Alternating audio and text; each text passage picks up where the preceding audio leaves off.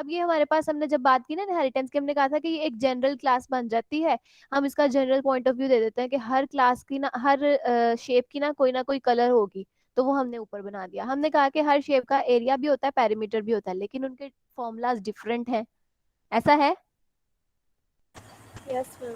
इसमें लेकिन ये है कि हमने एक चीज फिक्स कर दी है कि जो भी इनका एरिया या वो होगा पेरीमीटर, वो डबल टाइप का ही होगा, डबल डाटा टाइप का। तो ये जनरल बात थी कि दोनों के जो रिटर्निंग टाइप होगी वो डबल होगी, तो हमने ये भी जनरल मेथड ऊपर बनाकर लिख लिया। अब शेप की इटसेल्फ कोई वैल्यू नहीं है, कोई फॉर्मूला नहीं है, तो उसके लिए हम अभी सिंबॉलिकली जीरो रिप्रेजेंट करेंगे, रिटर्न करेंगे। और इसी मेथड को हमने कहा ना कि यहाँ पे जनरली मैंने कह दिया कि कोई डबल टाइप की वैल्यू रिटर्न होगी, लेकिन जो डबल टाइप की वैल्यू रिटर्न होगी वो हमने यहाँ पर कर देनी है ओवरराइडिंग के अंदर। ओवरराइडिंग में क्या होगा, मेथड का सिग्नेचर सेम होगा, कैलकुलेट एरिया वो रिटर्न डबल ही कर रहा है, तो सिग्नेचर बिल्कुल सेम है। बॉडी के अंदर पहले हमने क्या किया था, रिटर्न जीरो, है ना। पहले हमने किया था रिटर्न जीरो, अब हम रिटर्न जो करेंगे वो इस फॉर्मूला का रिजल्ट होगा।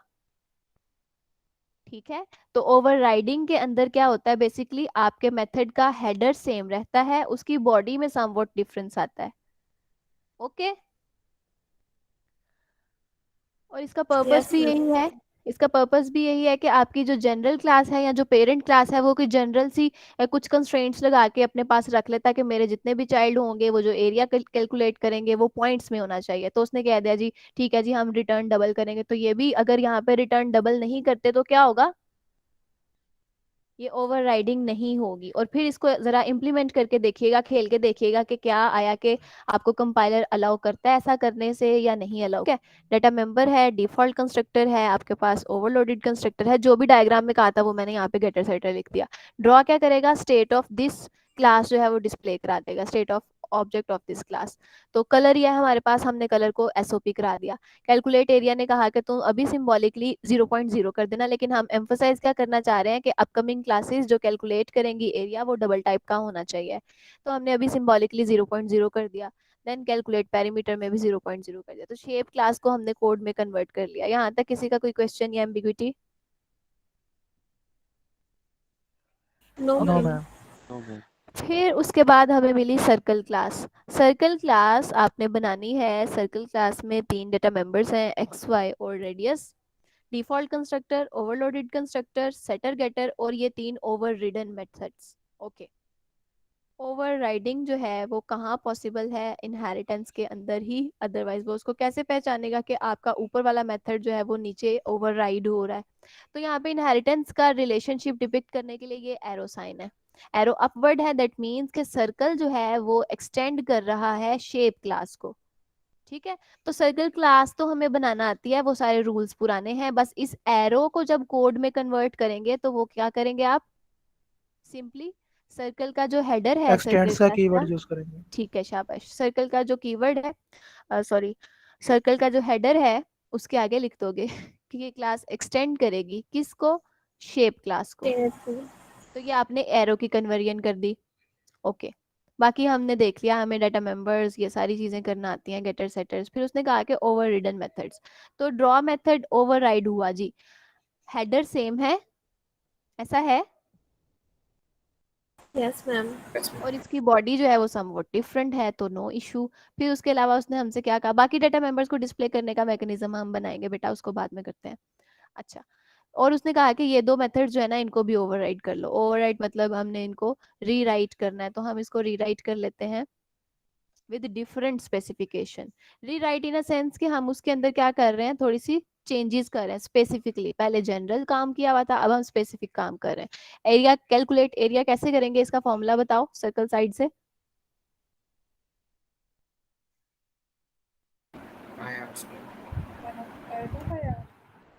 हम्म, तुक्के लगा रहे हो, आपके पास मैनुअल है। एरिया क्या करेगा, पाई क्रॉस रेडियस का स्केयर। तो पाई कैसे मिलेगी हमें जावा में, मैथ डॉट पाई, और मैट पाई डॉट जो पाई। है वो अपर केस ही होगा, है ना। ये अपर केस क्यों होता है, बी फास्ट। क्लास है। मैम की स्पेसिफिक वैल्यू कंटेन करता है। क्लास है, स्पेसिफिक वैल्यू है, और दूसरे बच्चे ने पता नहीं क्या कहा। तो जो आपके पास कांस्टेंट्स होते हैं ना, हमने अगर फर्स्ट सेमेस्टर में फाइनल के ऊपर बात की हो, तो फाइनल कीवर्ड जो होते हैं वो क्या करते हैं, कांस्टेंट बना देते हैं उस वाले प्लेस होल्डर को। अब मैं उसे वेरिएबल नहीं कहूंगी। तो उसमें चेंजेबल वेरिएबल में और नॉन चेंजेबल वेरिएबल में जो डिफरेंस होता है, कन्वेंशनली तमाम प्रोग्रामर्स उसको अपर केस बना लेते हैं। तो जितने भी कांस्टेंट्स होते हैं ना आपके लैंग्वेज के अंदर, वो अपर केस ही मिलेंगे। तो मैथ क्लास के अंदर एक डाटा मेंबर है, पी आई पाई है बेसिकली, जो कि फिक्स्ड है, कांस्टेंट है, और उसको वैल्यू जो मिली हुई है वो समवॉट 3.14 या जो भी है, तो वो फिक्स्ड है, वो हम कभी चेंज नहीं कर सकते। तो आंसर ये था कि कांस्टेंट्स को वो अपर केस में ही लिखता है। लैंग्वेज बनाने वाले ने ये कन्वेंशन जनरेट की और हर कोई इसको फॉलो करता है। क्लियर? ओके। मैथ क्लास का डाटा मेंबर पाई हमें पाई की वैल्यू दे देगा। फिर इसके अलावा हमने रेडियस स्केयर कैसे जनरेट करना है? मल्टीपल वेज है, ऐसे भी कर सकते हो, और इसके अलावा क्या वे है? math.com. Dot square. Math dot POW. पाओ। पाओ मेथड है, वो क्या करता है, अपने पास आर्गुमेंट में दो चीजें लेता है कि किस पे पावर अप्लाई करनी है और कितनी पावर अप्लाई करनी है। तो मैथ क्लास की लाइब्रेरी भी हमने सेव कर ली। ओके। हेडिंग मैम जो मुझे नहीं क्लियर हुई। मैम जो हमने क्या? पहले शेप की क्लास में ये लिखा था इसका मेथड ड्रा का, यस। मैम तो ना, इसमें इसकी बॉडी में और उसके जी। ठीक है, आपने ना यहाँ पे जो मेथड लिखा था, यहाँ पे आपने जनरल इन्फॉर्मेशन दी थी कि ना कैलकुलेट एरिया का मेथड कुछ डबल टाइप का रिटर्न करेगा, और वो कह दिया 0.0। लेकिन सर्कल क्लास जब एक बन जाती है, तो हर सर्कल का जो एरिया होगा वो 0.0 तो नहीं होगा ना, वो तो किसी कैलकुलेटेड फॉर्मूला से आएगा।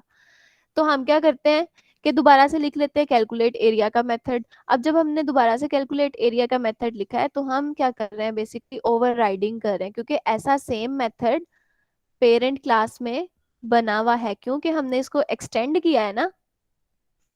Yes ma'am. तो एक्सटेंड करने से इसका लिंक बन गया शेप क्लास के साथ। तो जब शेप क्लास के साथ इसका लिंक बना, तो उसने कह दिया कि हाँ, पेरेंट क्लास के पास भी एक मेथड है जिसका सेम नाम विद सेम सिग्नेचर है, चाइल्ड क्लास में भी सेम मेथड है विद सेम सिग्नेचर। हाँ, हमने उसके अंदर जो वर्किंग है वो स्पेसिफाई कर दिया, स्पेसिफिक कर दिया। तो ये ओवरराइड है। इसको ना मैं आपको राइडिंग बताऊंगी रनिंग के टाइम पे। मैं इसको ऐसे समझाती होती हूँ कि आप ना राइड लगाकर समवॉट स्विच कर रहे हो, लेट्स से। तो उसके ऊपर हम बाद में ओके बात करेंगे, अभी बस ये समझो मैम, कि हमने। यस। एक ये पॉइंट आपने बोला कि ओवर राइटिंग सेम क्लास एक ही क्लास में नहीं हो सकती, हम्म। वो क्या चीज़ है वो भी बता देते कोर्स में। मीन टू से कि आप अगर यही मेथड, अच्छा पहले इसको कंपाइल करके, तो यस यहाँ तक कोई प्रॉब्लम नहीं है, सिवाय उसको मेन नहीं मिला। तो ऐसे लिखने से कोई प्रॉब्लम नहीं है। अब हम यही वाला मेथड, अकील, हम यही मेथड यस मैम। कॉपी करते हैं, पेस्ट करते हैं। तो हमने क्या किया, same method with same signature लिख दिया। तो कंपाइल करके देखो क्या कहता है वो। नहीं कर सकते। ओवरराइडिंग यही थी एक ना कि फाइल के अंदर मैं सिग्नेचर सेम आपका रखना। हाँ, ओवरराइडिंग यही थी कि सिग्नेचर सेम रखना। तो हमने जी सिग्नेचर सेम रखा है। हाँ, हम ना इसको भी 0.0 कर देते हैं, ताकि आपको ये ना लगे कि पूरे का पूरा मेथड सेम है। इसको कर दिया 0.0। वो तब भी कहेगा कि मैं नहीं करने दूंगा। क्यों? क्योंकि वो कह रहा है कि calculate area method is already defined with in same class. तो सेम क्लास में आप ओवरराइडिंग नहीं कर सकते, ये मतलब था मेरा। ओके। चले, लेकिन हमने उसको पेरेंट में लिखा है, डुप्लीकेट किया है, तो उसको कोई प्रॉब्लम नहीं है। ओके, यहाँ तक और किसी का कोई क्वेश्चन?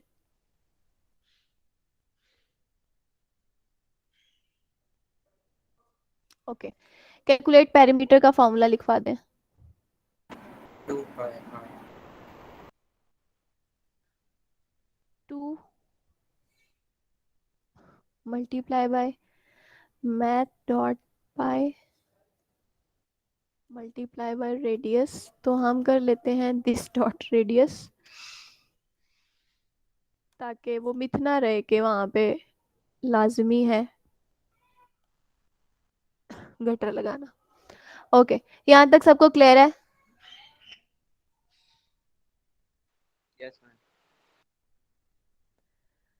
क्या कहता है? अच्छा, डाटा मेंबर लिख के राउंड ब्रैकेट लगा दिया है। वाह। तो ठीक है जी, कोई मसला नहीं है कंपाइलर को। आगे चलते हैं। फिर क्या कहता है,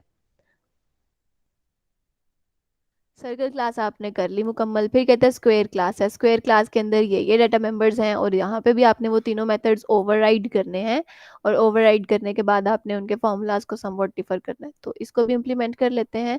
तो सबसे पहले इसका जो एरो साइन है उसको डिपिक्ट करने के लिए आप क्या लिखोगे, एक्सटेंड्स का कीवर्ड।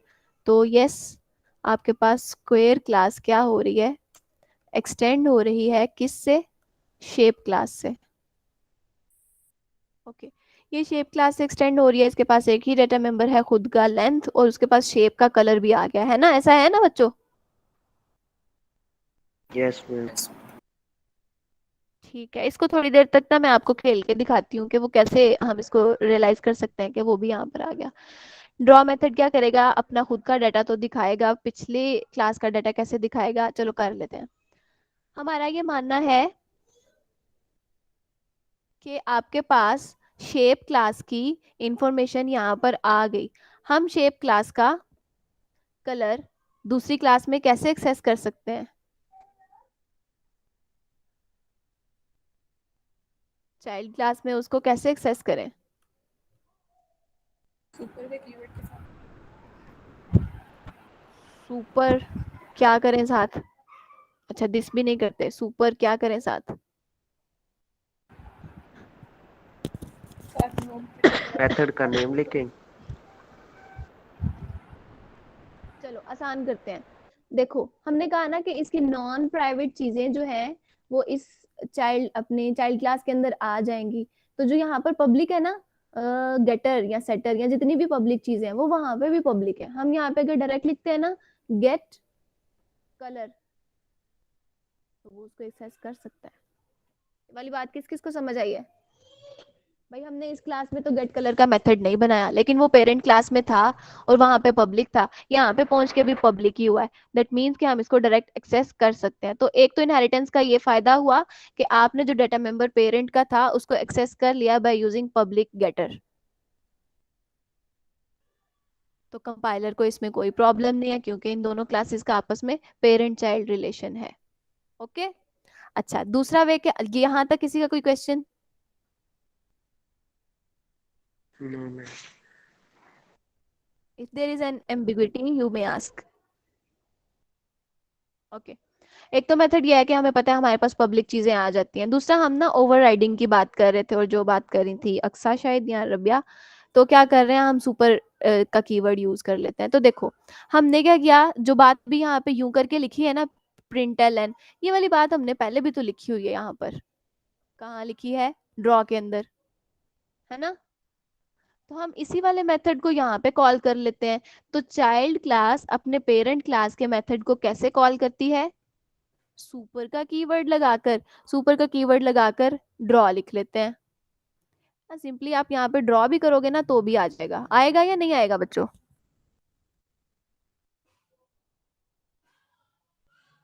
रिकरियन किस किस को आती है, चलो आसान करते हैं भाई, हम इसको सुपर ही लिख लेते हैं जैसे आप लोगों ने सीखा हुआ है। तो सिंपली आप क्या करोगे, सुपर डॉट ड्रॉ, तो वो जो अपर क्लास होगी उसके मेथड की तरफ इसका कंपाइलर चला जाएगा। तो पहले वो क्या करेगा, इसको एग्जीक्यूट कर देगा, फिर सुपर डॉट ड्रॉ। तो जब सुपर देखेगा तो क्या कहेगा, सुपर, अच्छा मेरी पेरेंट क्लास कौन है, कहेगा शेप क्लास। ओके, मुझे शेप क्लास के पास जाना है। शेप क्लास में जाएगा और उसके ड्रॉ मेथड की जो एग्जीक्यूशन है वो आपको करके दिखा देगा। ठीक है, तो ये ओवर राइडिंग होगी। अच्छा जो मैं कह रही थी ना राइड लगाना, तो ओवर राइडिंग को आप इस तरह से भी देख सकते हो कि पहले ये इस वाले मेथड में मौजूद था, फिर उसने राइड लगाई, दूसरे वाले क्लास के मेथड को कॉल कर लिया। ठीक है, तो ओवर राइडिंग बच्चे इस तरह से भी डाइजेस्ट कर लेते हैं कि आपने राइड लगाई है जी, सेम मेथड है, राइड लगाओ, पेरेंट क्लास के पास चले जाओ, तो वहां पे जो ड्रॉ मेथड था वो आपने डिस्प्ले करा दिया, यहाँ एग्जीक्यूट कर लिया। क्लियर। है ना, तो सुपर का कीवर्ड नहीं यूज करते, वैसे डायरेक्ट ड्रॉ लिखते हैं, तो वो एरर नहीं करेगा। हाँ वो एरर तो नहीं करेगा, वो रिकर्सिव में चला जाएगा। वो ना अभी अगर आप मेन से इसको रन, हाँ इनफाइनाइट लूप चली जाएगी अगर आप मेन से इसको रन करते हो, क्योंकि वो पहले अपनी लोकल स्कोप में ढूंढता है चीज को, तो उसको लोकल स्कोप में यही मिलेगा, तो वो कहेगा जी नहीं मैंने इसी को रिकॉल करना है। तो फिर मैं उसकी जगह पे लिख रही थी कि सुपर, कि कंफ्यूज ना करना कि इस क्लास का ड्रॉ या पिछली क्लास का, तो पिछली क्लास के लिए कीवर्ड यूज होता है सुपर का। और अगर फिर हमने क्या करना है, उसने कहा था कि आपने एरिया को और पेरीमीटर को भी जो है वो ओवरराइड करना है। ओवरराइड मतलब रीराइट करना है विद स्पेसिफिक इम्प्लीमेंटेशन। तो क्या रिटर्न करना है हमने? लेंथ की पावर 4 था।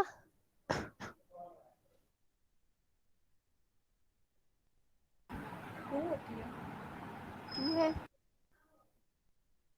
Length square. Yes sure, let me confirm. Okay math dot